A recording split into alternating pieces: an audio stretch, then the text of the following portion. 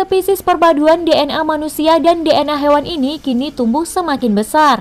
Ia juga semakin pintar dan dengan cepat mempelajari semua hal yang diajarkan oleh Elsa. Makhluk itu diberi nama Dren. Melihat Elsa yang sangat dekat dengan objek penelitiannya, Cliff marah dan berdebat dengan Elsa. Tanpa mereka tahu, ilmuwan lain sedang menguping pembicaraan rahasia itu.